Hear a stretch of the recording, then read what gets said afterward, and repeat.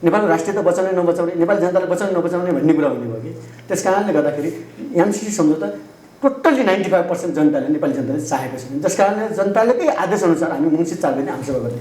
त्यस कारणले पार्टी भनेर ठुलो देश हो। संसदीय व्यवस्था असफलताको 4-5 वटा म उदाहरण तपाईँलाई के दिन्छु भने,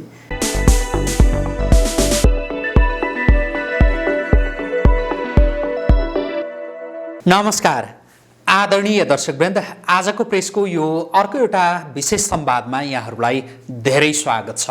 म रोहित भण्डारी। दर्शकवृन्द, आजको संवादमा हामीसँग हुनुहुन्छ नेकपा माओवादी केन्द्र समाजवादीका अध्यक्ष कर्णजित बुढाथोकी। उहाँसँग हामी पछिल्लो विकसित राजनैतिक घटनाक्रमका सन्दर्भमा केन्द्रित रहेर कुराकानी गर्छौँ। यति बेला प्रधान न्यायाधीशको राजीनामा माग्दै सर्वोच्च अदालतमा दिनहुँ जस्तो प्रदर्शन भइरहेको छ। सर्वोच्च अदालतमा जुन प्रकारको प्रदर्शन भइरहेको छ, यो प्रदर्शनलाई हेरेर धेरैले धेरै प्रकारका अड्कलबाजी गरिरहेका छन् र अब देश सही दिशाबाट अगाडि बढ्दैन भन्ने निचोड केहीले निकालेका पनि छन्। यो विषय एकातिर छ, अनि निकै लामो समयदेखि नेपालमा त्यो एउटा विषय जसलाई लिएर प्रदर्शन हुँदै आएको छ, एमसीसीको विषयलाई लिएर, त्यो विषय अझै सेलाएको छैन। बेलाबखत कहिले प्रधानमन्त्रीले अब एमसीसी पास गर्छौँ, एमसीसी पास हुन्छ भनेर भन्दिनुहुन्छ, त कहिले विपक्षी दलका नेताहरूले एमसीसीको सन्दर्भ कोट्याइदिन्छन्। त्यसपछि फेरि देशमा प्रदर्शन सुरु हुन्छ। वास्तवमा एमसीसीको विषय, त्यसैगरी अदालतको विषय र अन्य विभिन्न विषयहरू जसले गर्दा यति बेला देशमा एक खालको न्यूनताको स्थिति जुन सृजना भएको छ, यसलाई नेकपा माओवादी केन्द्र समाजवादीले कुन रूपमा लिइरहेको छ यो विषय, र आगामी मङ्सिर 4 गते नेकपा माओवादी केन्द्र समाजवादीले राजधानीमा बृहत सभा आयोजना गर्दैछ। त्यो सभा के हो, कस्तो हुनेछ र के का लागि त्यो सभा, हामी यसमा केन्द्रित रहेर हाम्रा आजका अतिथिसँग कुराकानी गर्दैछौँ। स्वागत छ यहाँलाई। आराम हुनुहुन्छ? ठिक छ। अहिले सर्वोच्च अदालतमा दिनौँ जसो प्रदर्शन भइरहेको छ। नेपाल बार एसोसिएसनका सदस्य पदाधिकारीहरूले प्रदर्शन गरिरहेका छन्। कसैले त्यहाँ कालोपट्टि बाँधेर प्रदर्शन गर्ने, अनि कसैले चाहिँ फेरि यो बारको प्रदर्शन यो अनुचित हो भनेर सेतोपट्टि बाँधेर प्रदर्शन गर्ने, जे चलिरहेको छ। न्यायाधीशहरूले बेन्च बहिष्कार गरिरहेका छन्। प्रधान न्यायाधीशको राजीनामा माग भइरहेको छ, तर प्रधान न्यायाधीशले राजीनामा दिन्न भनेर भनिराख्नु भएको छ। के हो यो? तपाईँको पार्टीले कुन रूपमा हेरिरहेको छ यसलाई? पहिलो कुरा, यो जो न्यायपालिकामा जो प्रकारको अहिले हरकत जो भइरहेको छ, यो विषयलाई हामी संसदीय व्यवस्थाको असफलताको एउटा नमुनाको रूपमा हामीले लिएका छौँ। किनभने व्यवस्थापिका, न्यायपालिका र कार्यपालिका जो प्रकारको चाहिँ शक्ति सन्तुलन हुनुपर्नेमा शक्ति सङ्घर्षको अवस्थामा पुगेको छ। विगतदेखि अहिलेसम्म हामीले हेरिरहँदा जो न्यायालय प्रत्यक्ष राजनीतिमा सहभागी भएको छ र स्वयं प्रधान न्यायाधीश नै राजनीति भाग बन्नमा मुचिँदाखेरि न्यायालयभित्र ठुलो सङ्कट अब एउटातिर आएको छ भने, अर्कोतिर यहाँ नेपाली काङ्ग्रेस, नेकपा एमाले, माओवादी केन्द्र र हुँदै तपाईँको नेकपा समाजवादी, नेकपा एकीकृत समाजवादीले पनि न्यायालयलाई जुन प्रकारको चाहिँ गन्जाबोल अवस्थामा पुर्याएको छ, त्यसो भएको हुनाले पनि त्यहाँका न्यायाधीशहरू र प्रधान न्यायाधीशको बिचमा अन्तर्विरोध, राजनीतिक दल र न्यायालय बिचको जो अन्तर्विरोध हो, यो भनेको संसदीय व्यवस्थाको मरासन्न अवस्थाको एउटा अन्तिम नमुना हो। भनेको अब संसदीय व्यवस्था नेपालमा यो सफल नहुने रहेछ, त्यो भएर यो व्यवस्था नै अब टिक्दैन भन्ने पूर्व सङ्केत हो भन्नुभयो तपाईँले। अब यस्तो छ, संसदीय व्यवस्था टिक्ने र नटिक्ने जुन प्रकारको चाहिँ कुरा यहाँले उठाउनु भयो, मलाई के लाग्छ भने कुनै पनि व्यवस्थाको निश्चित आयु हुन्छ कि त्यो व्यवस्था समृद्धिकरणमा जानुपर्छ कि व्यवस्था अन्त्य हुन्छ। त्यस कारणले गर्दा संसदीय व्यवस्था असफलताको 4-5 वटा म उदाहरण तपाईँलाई के दिन्छु भने, नेपालमा बनेका संविधान र कानुनहरूलाई अध्यादेशले निष्क्रिय बनाएको छ। संसदमा जनताका सरकारका मुद्दाहरू चाहिँ छलफल हुँदैन। संसद पटक पटक विघटन भइरहेको छ र सरकारको सन्दर्भमा पनि तपाईँको गाईभित्र संस्कृति छ र सरकारका मन्त्रीहरू, एमालेका तपाईँको काङ्ग्रेसका मन्त्रीहरूले महाधिवेशन कसरी जित्ने र माओवादी केन्द्रले पनि आफ्नो शक्ति स्रोत साधन कसरी परिचालन गर्ने र त्यसपछि नेकपा समाजवादीले पनि आफ्नो चाहिँ शक्ति स्रोत साधन कसरी परिचालन गर्ने र महाधिवेशनलाई कसरी प्रभावित बनाउने र आफ्नो सङ्गठन कसरी बनाउने भन्नेमा केन्द्रित छ। त्यसो हुँदाखेरि अनि व्यवस्थापिका, न्यायपालिका र कार्यपालिका बिचको जो प्रकारको गाईजात्रा स्थिति छ, यसको अन्त्य हो। र हामीले यो भनेका छौँ कि संसदीय व्यवस्था अब कुनै पनि हालतमा बचाउनु हुँदैन र यो बाँध्नु पनि हुँदैन। किनभने यसले के गर्दैछ भने देशलाई प्रतिगमनतिर लिँदैछ। हामीले प्रतिगमन भनेर चाहिँ प्रतिगामी भनेर जो भन्दैछौँ नि, प्रतिगामी भनेको त के हो भने अगाडि नहिँड्नु पछि हिँड्नु हो, यथा स्थितिमा रहनु हो।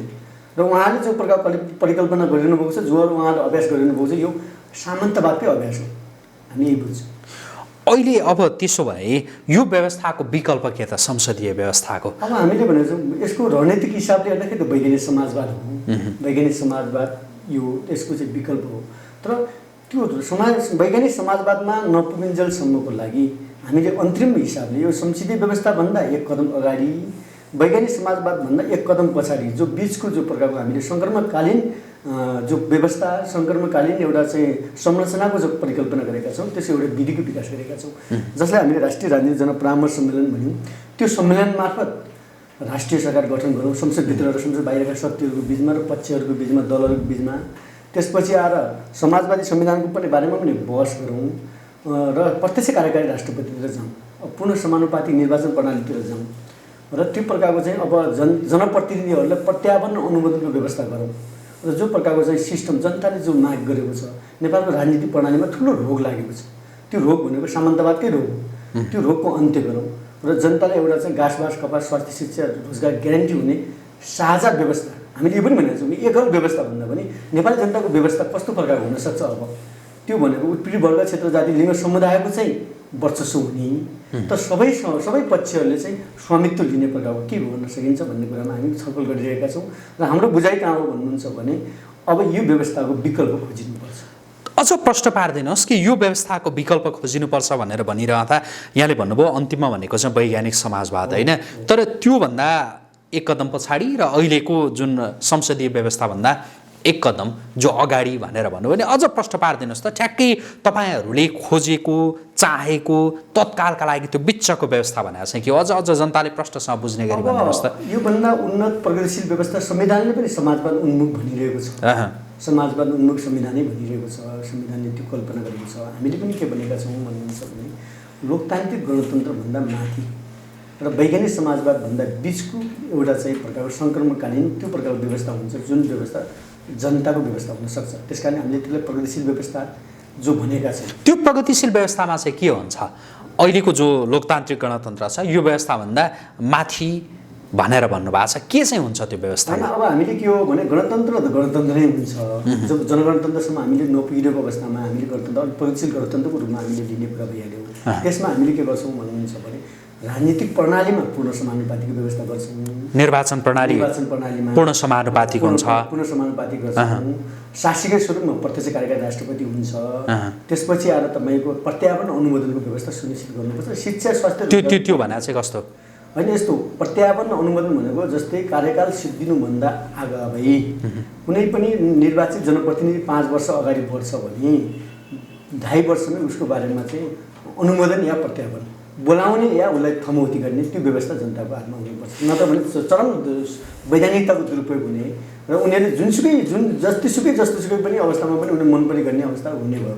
त्यो प्रकार हुनाले हामीले तपाईँले अहिले जस्तो यो समानुपातिक निर्वाचन प्रणाली अहिले जो छ, एक हिसाबले भने मिश्रित निर्वाचन प्रणालीबाट जो देश गइरहेको छ, यति बेला जुन त्यो अभ्यास भइरहेको छ समानुपातिक र प्रत्यक्षको त्यो मिश्रित होइन, तपाईँले भन्नुभयो नि यो पूर्ण समानुपातिक भनेर।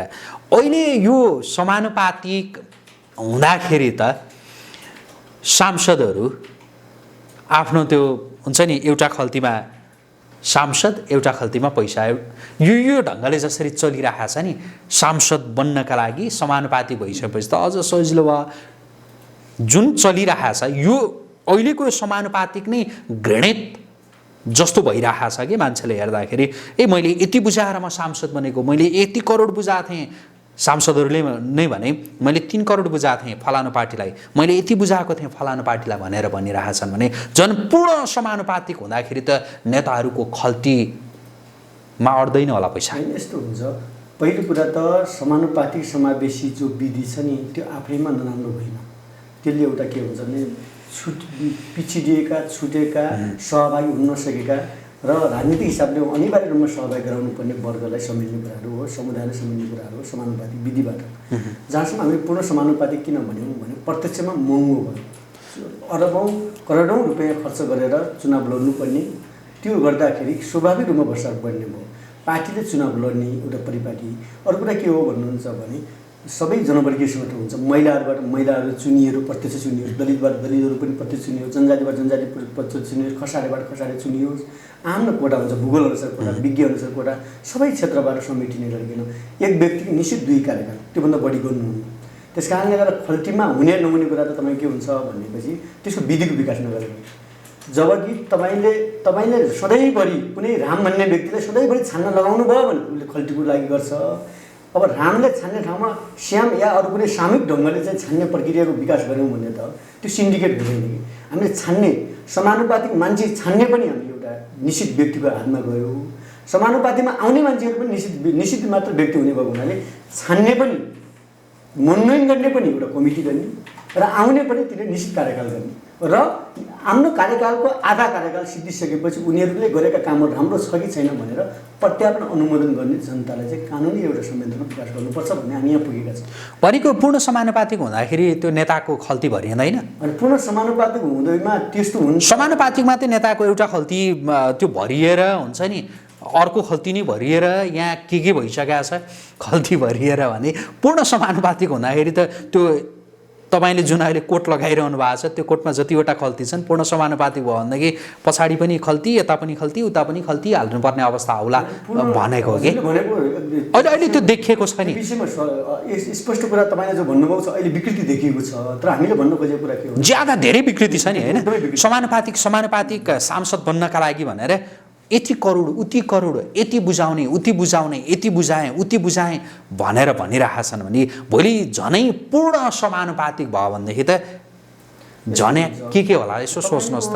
तर तपाईँको मैले भने त छनौट गर्ने प्रक्रिया र आउने मान्छेहरू चाहिँ छनौटमा परेका मान्छेहरू जो उसको निश्चित विधि बनाइनुपर्छ। छनौट गर्ने मान्छे पनि एकजना व्यक्तिको हातमा हुनुहुन्न, त्यो रोटेसन सिस्टममा हुनुपर्छ, सामूहिक प्रणालीमा हुनुपर्छ।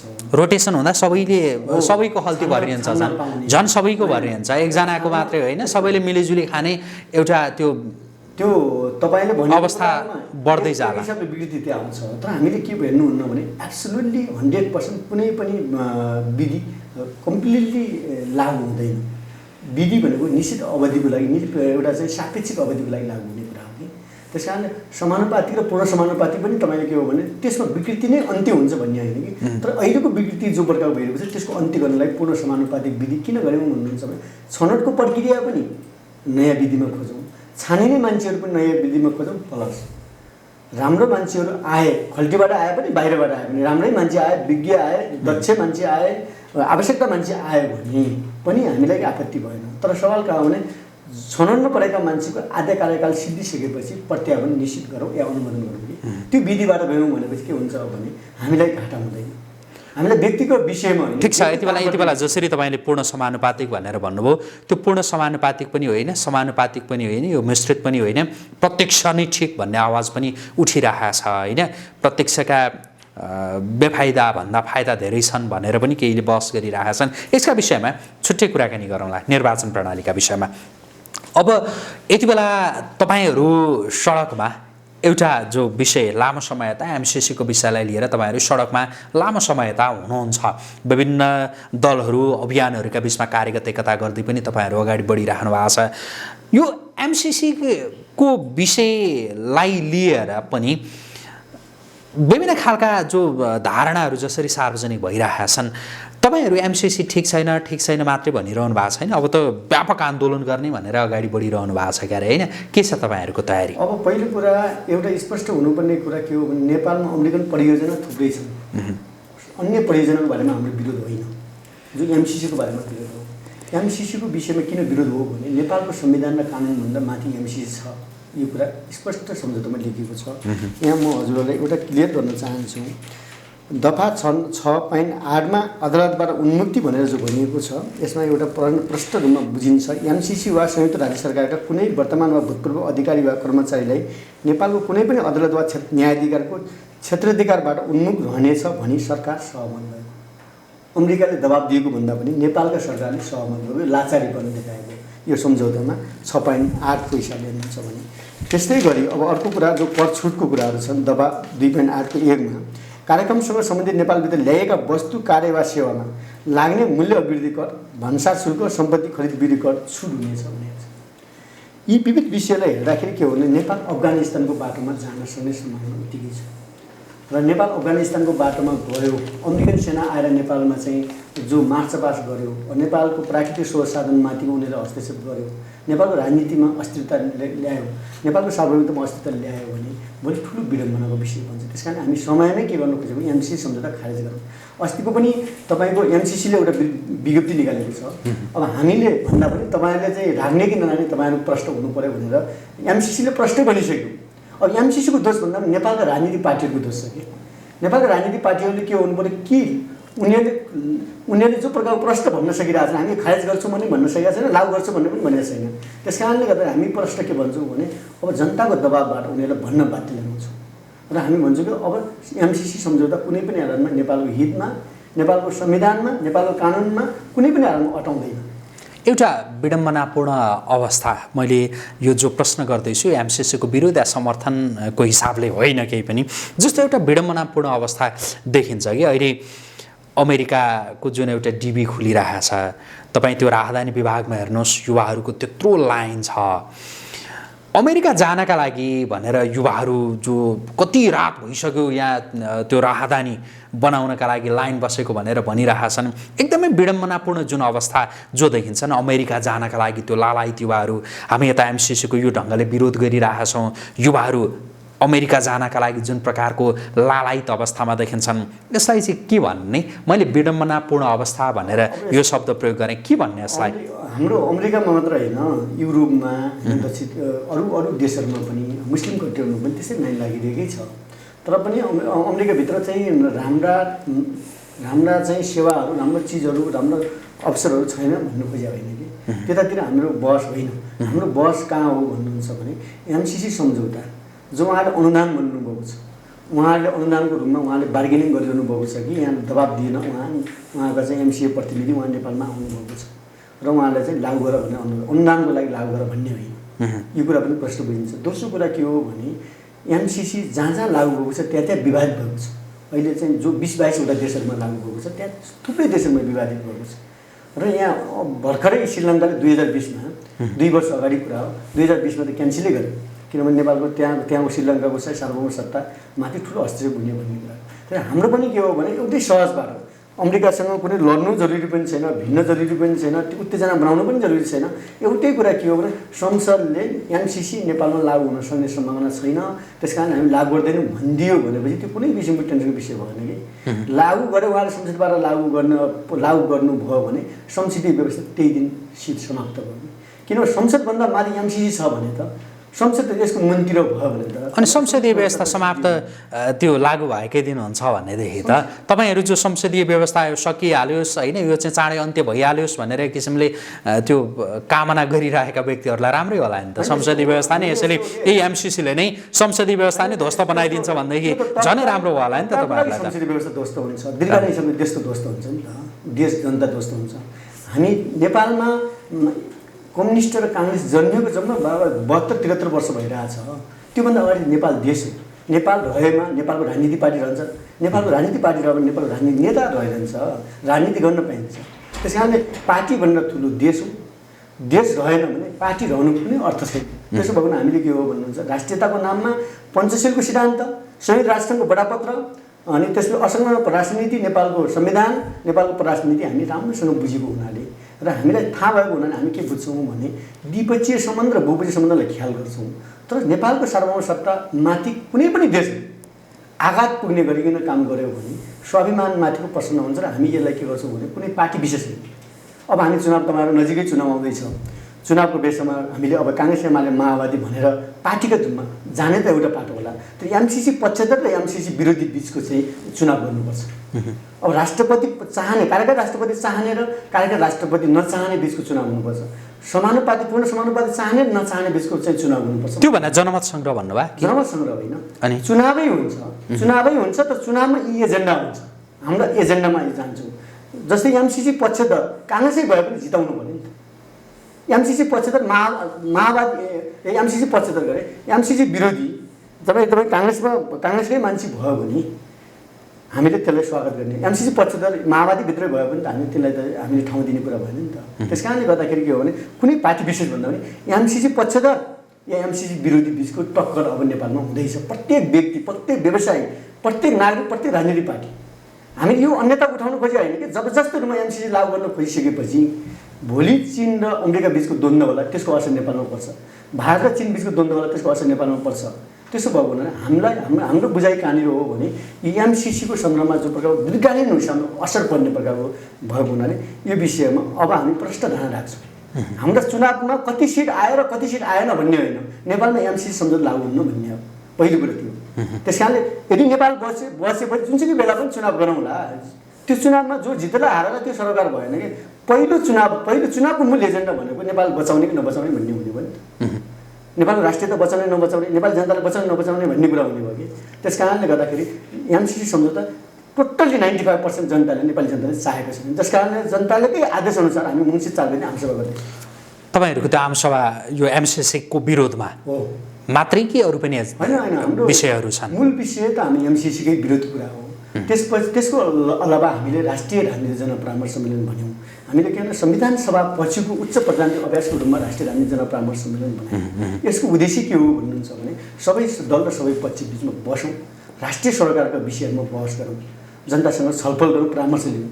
यहाँ के भयो भने संसदभित्र रहेका पार्टीहरू, संसदभित्र रहेका पनि अझ मेजर व्यक्तिहरूको निर्णयमा देश चल्न खोज्यौँ, जसले गर्दा दुर्घटनातिर गयो। त्यस कारणले हामीले के भन्यौँ भन्नुहुन्छ त्यो प्रकारको एउटा विधि विकास गरौँ भनेर राष्ट्रिय राजनीति जनपरामर्श सम्मेलन गर्ने, त्यसमार्फत जनपक्षीय सर्वदलीय सर्वपक्षीय राष्ट्रिय सरकार गठन गर्ने, समाजवादी संविधानको बारेमा बहस गर्ने र शासकीय स्वरूपमा प्रत्यक्ष कार्यकारी राष्ट्रपतिको बारेमा निर्वाचनबाट पुनः समाज मैले अघि भनिहालेँ एउटा यो बाटो। अर्को हामीले कम्युनिस्ट सम्मेलनको आयोजना गर्दैछौँ। कम्युनिस्ट सम्मेलन के हो भने अहिले नेकपाहरूको जो एमाले र माओवादी बिचमा एकता भयो, उहाँहरूको उद्देश्य भित्री उद्देश्य कोही पूर्व पुग्ने कोही पश्चिम पुग्ने थियो। उहाँको यात्रा कहाँसम्म टुङ्गियो भने धार्के नारायणघाट नजाँदै धार्केसम्म उहाँहरूको यात्रा टुङ्गियो। उहाँहरूको त्यहीँनिर उहाँहरूको सम्बन्ध विशेष भयो।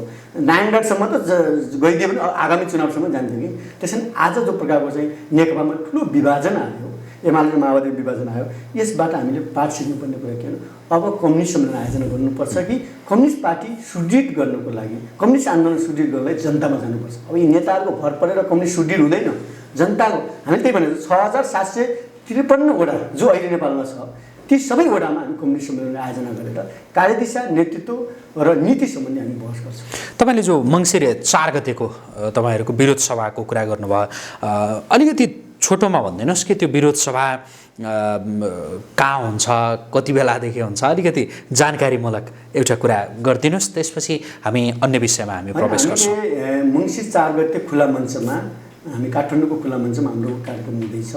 हामी त्यहाँ हामीले 1 बजे हामी सुरुवात गर्छौँ र त्यसको मूल पक्ष भनेको के हो भन्नुहुन्छ, हामी देशैव्यापी कार्यकर्ताहरू पनि हामीले जनता कार्यकर्ताहरूको जमघट हुन्छ र हामीले नेपालमा रहेका सम्पूर्ण राजनीतिक दलहरूलाई पनि हामीले चाहिँ सबैलाई हामीले एउटा जानकारी पनि गराएका छौँ, सबै पक्षलाई जानकारी पनि गराएका छौँ। हाम्रो कार्यक्रम शान्तिपूर्ण जनसभा हुन्छ, शान्तिपूर्ण हुन्छ, हामी हिंसात्मक कुनै हुँदैन, अप्रिय पनि हुँदैन, हामीले शान्तिपूर्ण जनजवाब दिन खोजेको।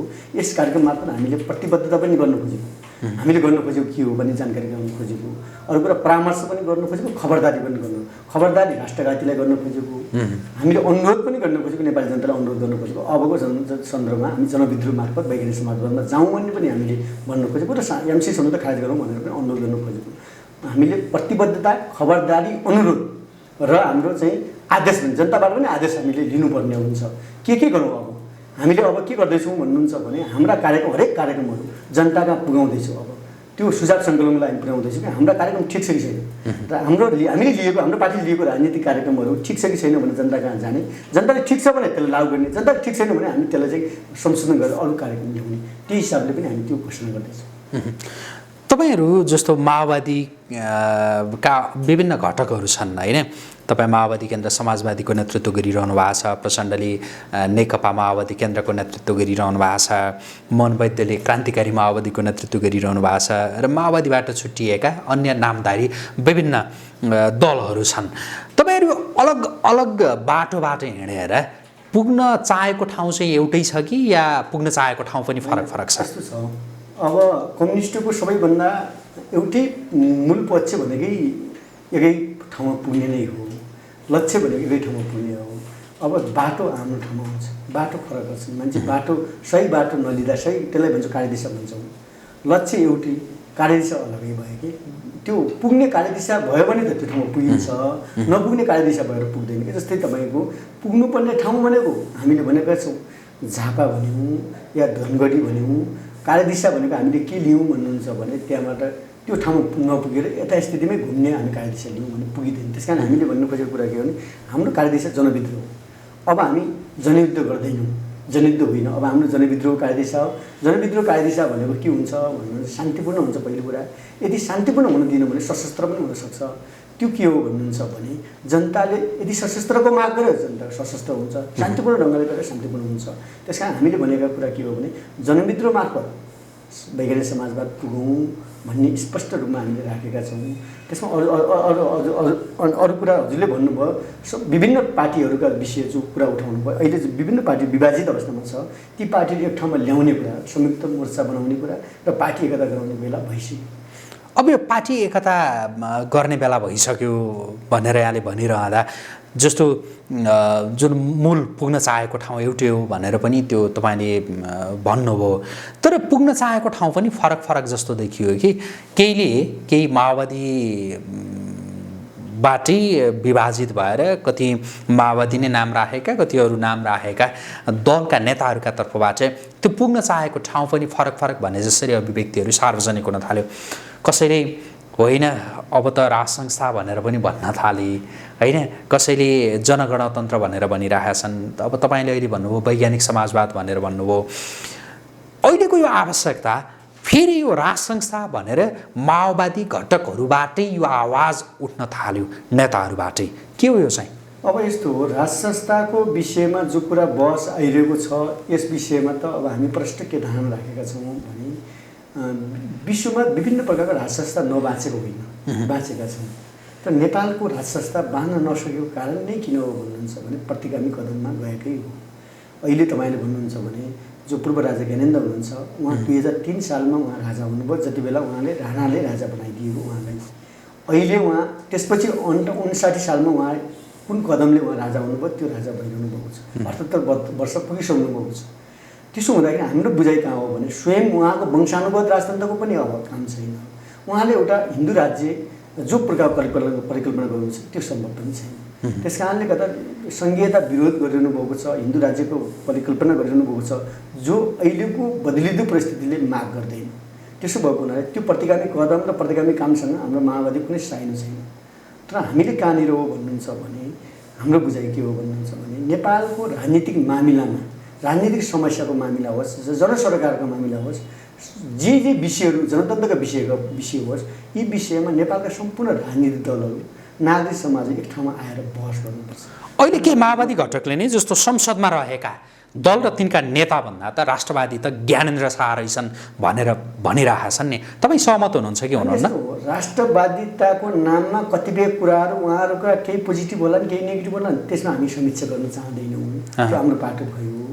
सबै कुराको चाहिँ राम्रा नराम्रा दुवै हुन्छन्। हामी कहाँनिर बुझ्छौँ भन्नुहुन्छ भने राष्ट्रवादिताको नाम पनि के हुन्छ भने तपाईँको बदलिँदो परिस्थिति अनुसार देश जनता र वर्गलाई प्रतिनिधित्व गर्ने राष्ट्रियताको कुरा हुन्छ। त्यस कारणले गर्दाखेरि परम्परागत राष्ट्रियताको कुरा पनि आवश्यक छैन।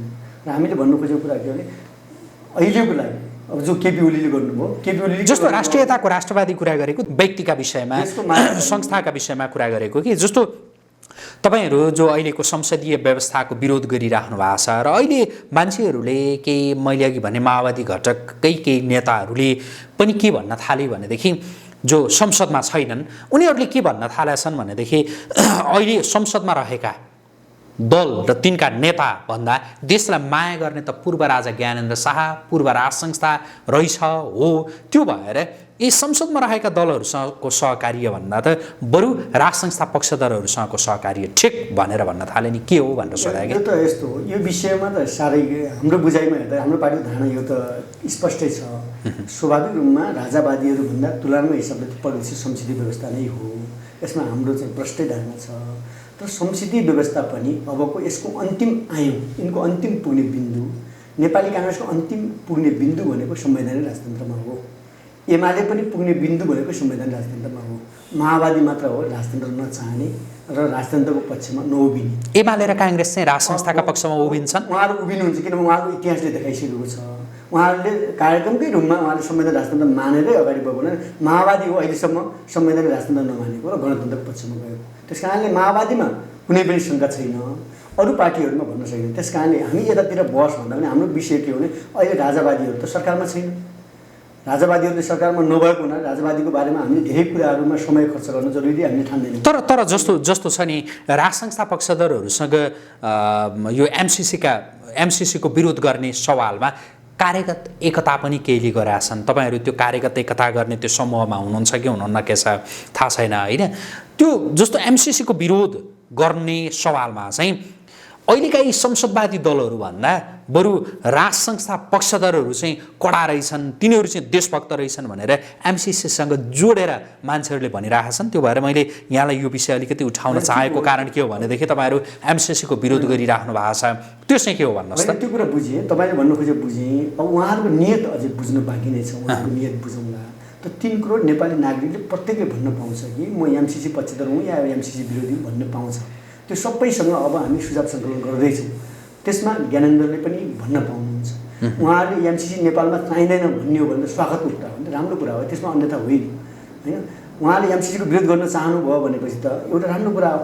एमसिसीको सम्झौता गर्नुभयो भने उहाँ त राष्ट्रघाती कुराहरू भइहाल्यो। त्यस कारणले गर्दाखेरि त्यताबाट हामी अहिले बहसको विषय होइन। हामी अहिले कार्यगत एकता गर्न पनि अहिले खोजेका छैनौँ। अहिले हामीले के हो भन्नु चाहिँ प्रत्येक जनतालाई, प्रत्येक समाजलाई, प्रत्येक व्यक्तिहरूलाई हामीले भन्ने कुरा के अरे एमसिसी ठिक छ या छैन बहस गरौँ।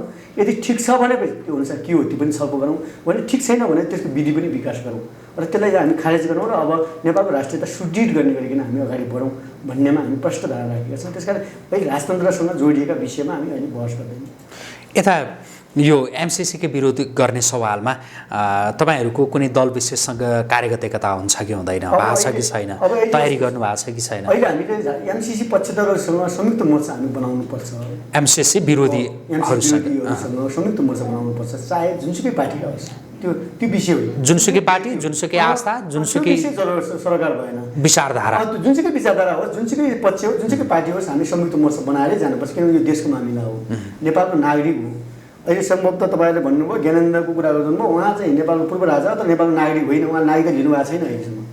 त्यस कारणले गर्दा उहाँ नागरिक होइन भन्ने कुरा थाहा छैन। किन नागरिकता लिनुभयो भने नागरिक हुन्छ, न त उहाँ पूर्व राजाको रूपमा उहाँले अब लिनुभयो होला जस्तो लाग्छ मलाई, पूर्व राजाको रूपमा हुनुहुन्छ। त्यस कारणले जे भयो चाहे नागरिकता लिएका होस् या नलिएका होस्, चाहे स्वदेशमा बसेका होस् या विदेशमा रहेका होस्, जुनसुकै नेपालीहरूले पनि एमसिसीको बारेमा प्रष्ट धारणा राख्नुपर्छ र नेपाल बचाउने हो भने राजनीतिक व्यवस्था भन्दा पनि अहिले सङ्कटमा परेको विषय राष्ट्रियता सङ्कटमा पर्यो, राष्ट्र सङ्कटमा पर्यो। राष्ट्र सङ्कटमा पर्दाखेरि राष्ट्रियता स्वाभाविक रूपमा सङ्कट हुन्छ। यो घर भत्कियो भनेपछि यहाँको जगहरू आफै भत्किन्छ। त्यस कारण हाम्रो बुझाइ के हो भन्नुहुन्छ यो विषयमा हामी ओपन रूपमा जानु खोजेको र सबैसँग सहकार्य गरेर अगाडि बढ्नुको लागि हामीलाई कुनै कन्जुसाइ छैन, जान्छ। तपाईँ माओवादी विचारधाराका दलहरू, नेताहरू चाहिँ पार्टी एकताका लागि कुनै तयारी गरिरहनु भएको छ या होइन? प्रचण्ड पनि त्यस्तै हुन् या मोहन वैद्य पनि त्यस्तै हुन्, कोसँग किन गर्ने, हामी आफ्नै ढङ्गले हिँड्ने भनेर सोचिरहनु भएको छ? होइन, यस्तो छ। अब त्यो मनको लड्डु घिउसँग सबैले खान पायो, तर त्यो मनको लड्डु घिउले खाएर त्यसको अर्थ केही छैन। सात दल र माओवादी पनि मिल्नुपर्ने बाध्यता आयो। अब सबै माओवादीले एक ठाउँमा मिल्नुपर्ने बाध्यता आइसकेको छ। चाहना होस् या नहोस् त्यो सरकारको विषय। सायद पहिलो कुरा माओवादी एक ठाउँमा आउनुपर्छ, त्यसपछि अरू कम्युनिस्टहरू पनि एक ठाउँमा आउनुपर्छ। अब हामीले भनेका छौँ अबको 5 वर्षभित्र 80% कम्युनिस्ट एक ठाउँमा ल्याउने हामीले मिसन लिएका छौँ, अभियान लिएका छौँ। पात्र को आउँछ को आउँदैन छोडिदिनुहोस्, आउँछन् 5 वर्ष त्यो हामी तयारी गर्छौँ। एक ठाउँमा भएका ठुला कम्युनिस्ट एमाले र माओवादी त केही समय पनि टिक्न सकेनन्। त्यो त यस्तो हो, गल्ती हुन्छ। घोडा चढ्ने मान्छे गल्ती गर्छ, लड्छ होइन। घोडा चढ्ने मान्छेले जान्दैन, लड्छ, फेरि घोडा चढ्नुपर्छ, त्यो ठुलो होइन। राजनीति गर्ने पार्टीहरूको मत्ती गति नपुग्न सक्छ, पाठ सिकेर अगाडि बढ्न सक्छ। हाम्रो मान्यता त्यतातिर हामी बहस हो कि हाम्रो विषय के हो भने नेपालमा वैज्ञानिक समाजवाद ल्याउने हो भने कम्युनिस्टहरूले ल्याउनुपर्छ। कम्युनिस्टहरूले मात्र वैज्ञानिक समाजवाद ल्याउँछ। त्यो वैज्ञानिक समाजवाद भनेर भनिरहनु भएको छ यहाँ, के हो त्यो वैज्ञानिक समाजवाद भनेर चाहिँ? कस्तो हुन्छ त्यो चाहिँ? वैज्ञानिक समाजवाद मूलतः हामीले बुझ्नुपर्ने कुरा के हो भने जो प्रकारको चाहिँ त्यहाँ शासन व्यवस्थाको हिसाबले सर्वहारा वर्ग शासन व्यवस्था हिसाबले मजदुर किसान उत्पीडित वर्ग क्षेत्र जाति लिङ्ग समुदायको प्रतिनिधित्व सुनिश्चित गरिन्छ। निःशुल्क शिक्षा स्वास्थ्य रोजगारको ग्यारेन्टी हुन्छ, राष्ट्रिय अर्थतन्त्रको विकास हुन्छ, राष्ट्रिय स्वाधीनताको त्यो चाहिँ गणतन्त्रमा नि हुन्छ भन्नुभएको थियो नि तपाईँहरूले। जति बेला तपाईँहरू यो माओवादी आन्दोलनमा हुनुहुन्थ्यो त्यति बेला पनि तपाईँहरूले भनेको त यही त हो नि हुन त। अब हामीले गणतन्त्र र समाजवादको विषयमा अलिकति बहस हामीले गर्न खोजेको के हो भने गणतन्त्र सापेक्षमा केही हल पनि गर्न सक्थ्यो गणतन्त्रले, तर भइदियो के भने काङ्ग्रेस एमालेको दोष म लाउँदैन यसमा, किन उनीहरू त यो हामीले जबरजस्ती ल्याएर सङ्घीय लोकतान्त्रिक गणतन्त्रमा ल्याइदिएको सबभन्दा ठुलो दोष माओवादीको मलाई लाग्छ। किनभने माओवादीभित्र केही मान्छे नवसामन्त भइदियो। हामीले यो गणतन्त्रलाई जनगणतन्त्रमा बदल्नु पर्थ्यो, सङ्घीय लोकतान्त्रिक यसलाई हामीले लोकतान्त्रिक गणतन्त्रमा मात्रै हामी झर्यो, काङ्ग्रेस एमाले जे गर्छ हामी त्यही गर्नु पर्यो। त्यसैले यहाँ ठुलो मिस्टेक माओवादी भएको छ। अब हामीले समाजवाद चलाउनको लागि जनगणतन्त्र जस्तो नवसामन्त जन्माएर होइन कि वास्तविक समाजवाद चलाउने त्यस्ता इन्जिनियरहरू माओवादी आन्दोलनमा जन्मिनुपर्छ, जन्माउनु पनि सकिन्छ। तपाईँ कम्युनिस्टहरूलाई लाग्ने आरोप चाहिँ कि त्यो शब्दको लेपन मात्रै गरिरहन्छन् यिनीहरू होइन। अब जस्तो एकताका गणतन्त्र भने जब गणतन्त्र आयो यो गणतन्त्र यस्तो चाहिँ होइन, हामीले चाहेको यस्तो चाहिँ थियो भन्ने, अनि जनगणतन्त्रको कुरा गर्ने, त्यो शब्दको लेपन त्यहाँ लगाउने, अनि त्यसबाट पनि होइन हामीले चाहेको त समाजवाद हो नि त भन्ने, यही शब्दको भुलभुलैयामा जनतालाई पार्न चाहिँ कम्युनिस्टहरू बहुत खप्पिस हुन्छन् भनेर तपाईँहरूलाई आरोप लाग्ने गरेछ। के भन्नुहुन्छ? अब यस्तो छ, अब आरोप त विभिन्न प्रकारको आरोपहरू आउने भए यो यसमा चाहिँ केही सत्यता छ कि भनेर भने यस्तो छ, कतिपय विषयहरू चाहिँ सिद्धान्त र व्यवहारको तालमेल नमिल्दाखेरि स्वाभाविक रूपमा यो सङ्कट आएको हो। यसमा केही आरोपहरू सत्यता पनि नभएको होइन, तर मतलब भन्न खोजेको कुरा के हो भने समय र घटनाक्रमले के माग गरिसक्यो भने तपाईँ हामी रूपान्तरण भएर अग्रगामी कदममा जानैपर्छ। योभन्दा अगाडि हेरौँ, 5 वर्ष अगाडि परिस्थितिले कहाँ पुर्यायो, तपाईँहरू घरभित्र नबस्नुहोस् है, घर बाहिर बस्नुहोस्, किन भुइँचालो आयो भन्ने कुराहरू आयो सरकारबाट, विभिन्न नेटवर्कबाट आयो। पछि चाहिँ 5 वर्षपछि तपाईँहरू घरभित्र बस्नुहोस् है आइसोलेसनमा, घर बाहिर ननिस्कनुहोस् भन्ने स्थिति आयो। आज परिस्थितिले समाजलाई दोहोऱ्याउँदैछ, त्यो परिस्थिति अनुसार चल्नुपर्ने बाध्यता भइसकेको छ। त्यसो भएको हुनाले हामीले भन्न खोजेको कुरा के हो भने अब अग्रगमनतिर जाने, रूपान्तरतिर जानको लागि के हुनुपर्छ भने सामन्ती भएर होइन, नवसामन्त भएर होइन, अब जनपक्षीय र जनताको चाहिँ सेवक भएर जाउँ र घाँसबास कपास स्वास्थ्य शिक्षा रोजगारको ग्यारेन्टी गरौँ र अबको अगुवा सामन्त भएर ननिस्क्यौँ, जनताको सेवक भएर निस्क्यौँ, तब मात्र सफल हुन्छ। त्यस कारणले गर्दा को पार्टी सफल या असफल भन्ने होइन, अब को अगाडि बढ्न सक्छ, कसले चाहिँ जनताको पक्षमा काम गर्न सक्छ। काङ्ग्रेस एमाले जनताको पक्षमा काम गरिदियो, माओवादी के काम? माओवादीले जनताको पक्षमा राम्रो काम गरिदियो, काङ्ग्रेस एमाले के काम? यदि मानौँ भोलिको दिनमा अरू शक्ति नै आएर जनताको पक्षमा काम गरिदियो र जनताको हितको निम्ति काम गरिदियो भने हामी पुरानो पार्टी हौँ, पहिल्यैदेखि पार्टी हौँ, हाम्रो वर्चस्व हुनुपर्छ भनेर हुन्छ, हुँदैन। त्यस कारण हामी के भनेका छौँ भने समय सुहाउँदो परिस्थिति अनुसार हामीले बदलिनुपर्छ र बदल्नुपर्छ र अब हामीले जो प्रकारको हिजोको विकृति विसङ्गति विरुद्धमा हामीले लड्नुपर्छ। आफ्नो टाउकोमा आफै आगो सल्काउन सकेनौँ भने समाज परिवर्तन हुँदैन भन्ने हाम्रो बुझाइ हुन्छ। आजका लागि कुराकानी यति गरौँ, जुन समय दिनुभयो यसका लागि यहाँलाई आजको प्रेसका तर्फबाट धेरै धन्यवाद। हस्, आदरणीय दर्शकवृन्द, हामी कुराकानी गर्दैथ्यौँ नेकपा माओवादी केन्द्र समाजवादीका अध्यक्ष कर्णजित बुढाथोकीसँग। उहाँसँगको यो कुराकानीसँगै आजको प्रेसको यो विशेष भिडियो संवाद अहिलेका लागि यहीँ सकिन्छ। पल पलको अपडेट र ताजा बहसका लागि आजको प्रेस हेर्दै गर्नुहोला। नमस्कार।